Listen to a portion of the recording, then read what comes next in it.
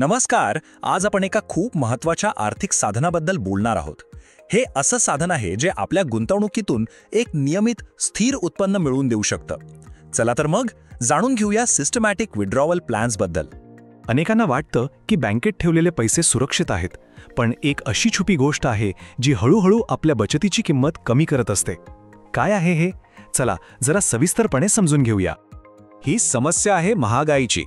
विचार करा, जर जगण्याचा खर्च दरवर्षी समजा 60% वाढत असेल, तर आपल्या पारंपरिक सेव्हिंग अकाउंटमध्ये पडलेल्या पैशांची खरेदी करण्याची ताकद खरं तर कमी होतीये.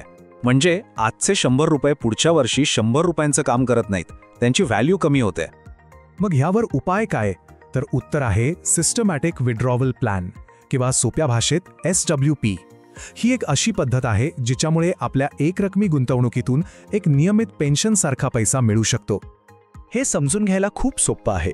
समजा आपण अनेक वर्ष मेहनत करून बचत करून पैशांचं एक झाड लावलंय आणि ते मोठं केलंय. तर SWP म्हणजे काय? तर ते झाड न तोडता दर महिन्याला त्याची गोड फळं खाणं, म्हणजे मुद्दल शाबूत ठेवून नियमित उत्पन्न मिळवणं.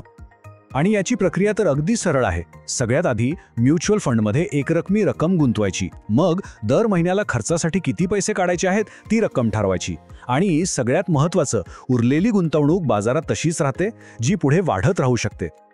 बरं, आता सगळ्यात इंटरेस्टिंग भाग येतो. SWP आणि आपल्या पारंपरिक योजना म्हणजे समजा फिक्स्ड डिपॉझिट, यात नेमका काय फरक आहे?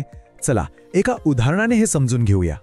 समजा एखाद्या व्यक्तीने त्यांच्या रिटायरमेंट फंडमधून किंवा इतर कुठून तरी 30 लाख रुपयांची एकरकमी गुंतवणूक केली. आता गंमत बघा, 10 वर्षांसाठी दर महिन्याला 14,000 रुपये काढले. असं तरुणही SWP मध्ये गुंतवलेले 30 लाख रुपये जवळपास 55 ते 60 लाख झाले. म्हणजे पैसे काढले, खर्च भागवला आणि मुद्दलही जवळजवळ दुप्पट झाली. या उलट फिक्स्ड डिपॉझिटमध्ये काय झालं? मुद्दल 30 लाखांची 30 लाखच राहिली आणि महागाईमुळे तिची खरी किंमत तर कमीच झाली. हा फरक इथे अगदी स्पष्ट दिसतोय. SWP मुळे नियमित पैसे तर मिळतातच, पण त्याचवेळी मूळ भांडवल सुद्धा वाढतं. यामुळे वाढत्या खर्चाचा सामना करणं खूप सोपं होतं. पण आता एक महत्त्वाचा प्रश्न येतो. म्युच्युअल फंड म्हणजे बाजाराची जोखीम आलीच, मग याचं काय? चला आता आपण जोखीम आणि तिचं व्यवस्थापन याबद्दल बोलूया. हो, ही भीती अनेकांच्या मनात असते. शेअर बाजार तर वर खाली होत राहतो. मग अशा परिस्थितीत SWP मधून नियमित उत्पन्न कसं काय मिळू शकतं? यावर एकच उपाय आहे, तो म्हणजे वेळ. शेअर बाजारातली जी काही अल्पकालीन अस्थिरता असते ना, ती दीर्घकाळात बऱ्यापैकी स्थिर होते. म्हणूनच तज्ज्ञ सांगतात की कमीत कमी 8 वर्षांसाठी गुंतवणूक ठेवावी. अगदी बरोबर. गुंतवणुकीचं पण तसंच आहे. जसं वादळात लहान रोपटं पडू शकतं, पण जुनं, ज्याची मुळं खोलवर गेली आहेत, ते झाड मात्र ताठ उभं राहतं. तसंच जुनी गुंतवणूक बाजारातील चढ उतारांना सहज तोंड देऊ शकते. आता पुढचा प्रश्न येतो करांचा. म्हणजे जे पैसे आपण काढतो त्यावर टॅक्स लागतो का? हो, टॅक्स तर लागतो, पण योग्य नियोजन केलं आणि गुंतवणूक दीर्घकाळासाठी ठेवली तर हा कर प्रभावीपणे मॅनेज करता येतो. खरं तर आपण काढलेल्या रकमेत मुद्दल आणि नफा दोन्ही भाग असतात आणि कर फक्त नफ्यावर लागतो. त्यामुळे एका चांगल्या आर्थिक सल्लागाराच्या मदतीने याचं उत्तम नियोजन करता येतं. चला तर मग आता बघूया की SWP सुरू करण्यासाठी काय करायला हवं.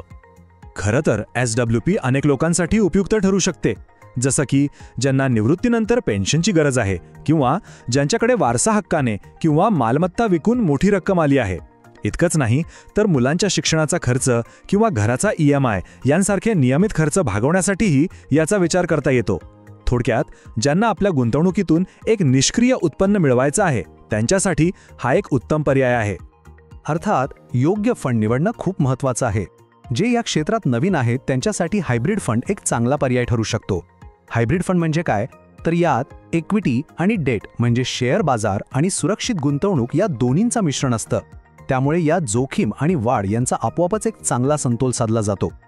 आणि एक सगळ्यात महत्त्वाची गोष्ट, आजकाल सोशल मीडियावर खूप माहिती उपलब्ध असते, पण ते पाहून आर्थिक निर्णय घेणं टाळायला हवं. कारण आपल्या कष्टाचे पैसे आहेत ते योग्य ठिकाणीच गुंतवले पाहिजेत. त्यासाठी तज्ज्ञांचा सल्ला घेणं खूप गरजेचं आहे. म्हणून नेहमी लक्षात ठेवा, गुंतवणुकीची सर्वोत्तम योजना ही नेहमी गणनेवर, कॅल्क्युलेशनवर आधारित असते, कोणाच्या तरी मतावर नाही.